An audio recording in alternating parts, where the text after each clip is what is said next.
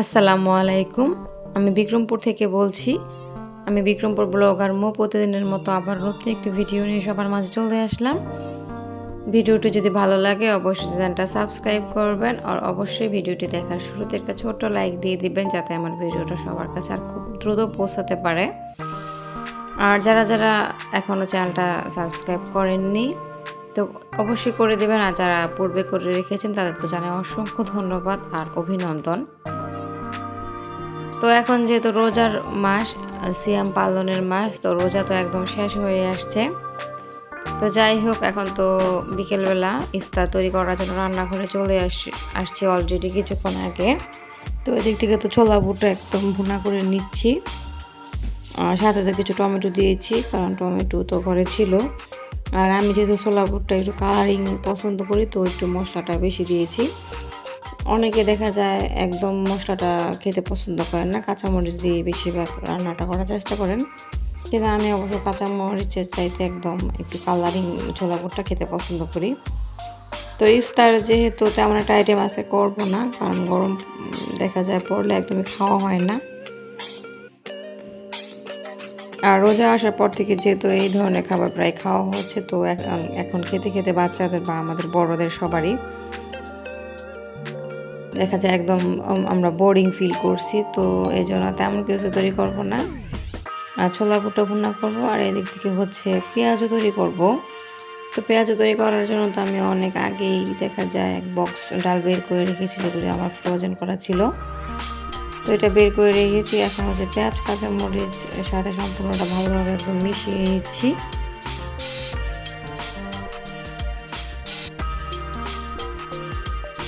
তো এদিক থেকে তো আমার ছোলা বুটটা অলরেডি তৈরি করা হয়ে গেছে, আর কড়াইয়ের মধ্যে তো কিছুটা তেল গরম করে দিয়ে দিয়েছি। এখন ছোলা বুটটা তৈরি করে নিব।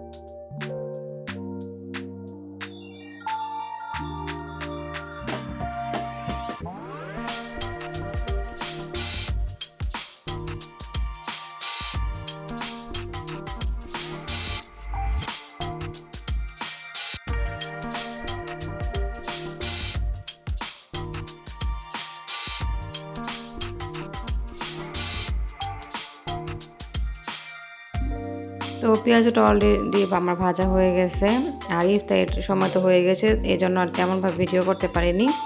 তো ইফতারি তো অলরেডি তৈরি করা হয়ে গেছে, রুমে নিয়ে আসছি। এদিক দিয়ে ইফতারিটা করে নিলাম। আজকে হচ্ছে ছোলা বুট তৈরি করেছি, আর হচ্ছে পেঁয়াজু, আর এদিক থেকে হচ্ছে পেঁপে কেটেছি, তরমুজ, আর হচ্ছে খেজুর।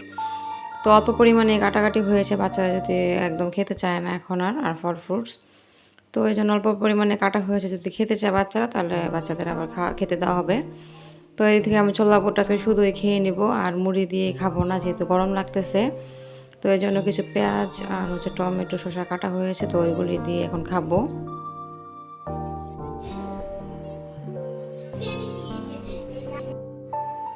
তো এই তো ইফতারটা আমি এখন করে নিব। তো আমার সাথে থাকুন আর দেখতে থাকুন, ভিডিওটা ফুল ওয়াচ করবেন সবাই, অবশ্যই সবার কাছে রিকোয়েস্ট রইল আমার।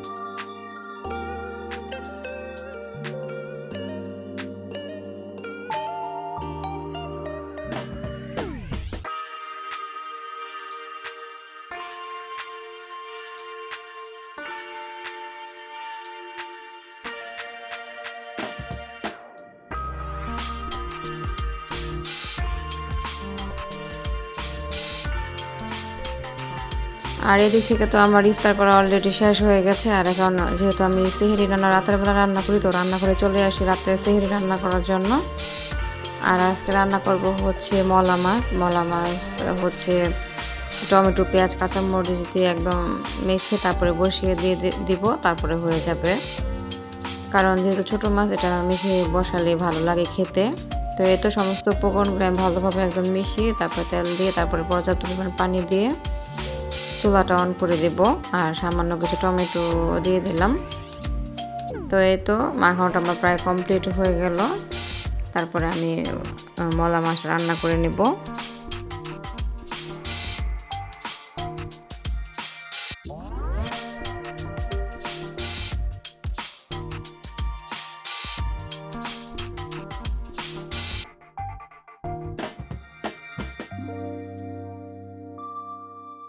আর এদিক থেকে হচ্ছে একটা বোয়াল মাছ ছিল, এটা হচ্ছে দেশি বোয়াল, বেশি একটা বড় না, ছোট সাইজেরই ছিল। আর সাথে হচ্ছে 3টা নলা মাছ আছে, তো ওইগুলি আমি একদম ভেজে নেব। আর নলা মাছগুলো শুধু ভেজেই রাখবো। আর বোয়াল মাছটা ভেজে তারপর রান্না করবো হচ্ছে আলু আর বেগুন দিয়ে। আর অলরেডি তো আমার মলা মাছটা রান্না হয়ে গেল। তো এই তো আমি সাইডে এখন রেখে দেবো। আর এখন তরকারিটা রান্নার জন্য রেডি করে নেব।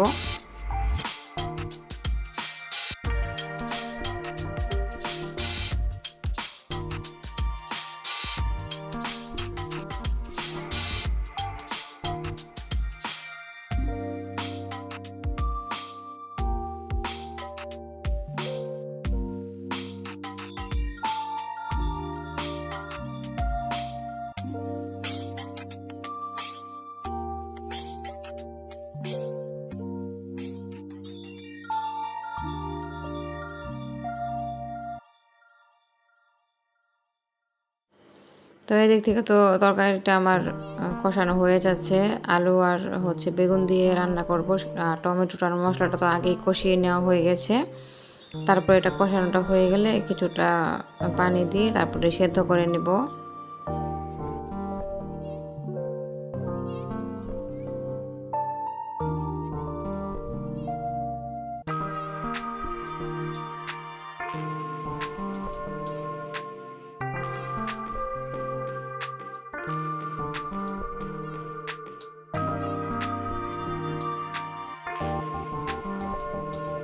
আর এদিকে তো কষানোটা অলরেডি হয়ে গেছে, মাছটাও দিয়ে দিলাম। আর একদম ঝোলটা একদম শুকনো শুকনো করে নিলাম, যেহেতু রোজার দিন একদম ঝোল ঝোল বেশি একটা তরকারি ভালো লাগে না খেতে। তো ঘন ঘন একটা ঝোল ওই টাইপের একটা তরকারি করে নেব, যাতে একবেলা খাওয়াতেই হয়ে যায়। তো বাচ্চারা যেহেতু ওরকমভাবে খাবে না, মাছ ভাজা দিয়ে খাবে। তো এই তো আজকের সেহরির মেনু অবশ্য এটাই ছিল। তো এই তো তরকারিতে একটু ঝোল দিয়ে দিলাম মাছটা জাস্ট সেদ্ধ হওয়ার জন্য, যেহেতু মাছটা আগে ভেজে দিয়েছি। বোয়াল মাছটা আমি ভেজেই রান্না করি, কারণ সব ধরনের মাছই আমার ভেজে রান্না করতে হয়, তা না হলে দেখা যায় আমার হাজব্যান্ড খেতে পছন্দ করে না একদমই।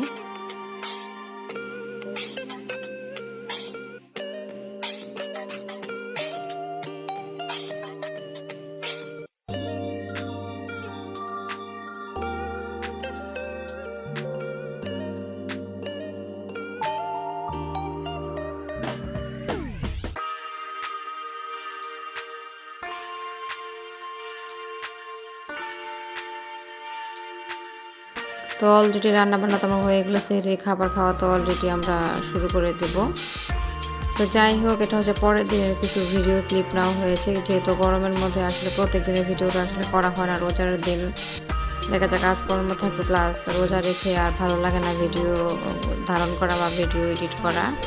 সেটা হচ্ছে পরের দিনের ভিডিও। তো এখানেও আজকে তেমন কিছু ইফতার তৈরি করিনি, কিছু ফল ফ্রুট কাটা হয়েছে।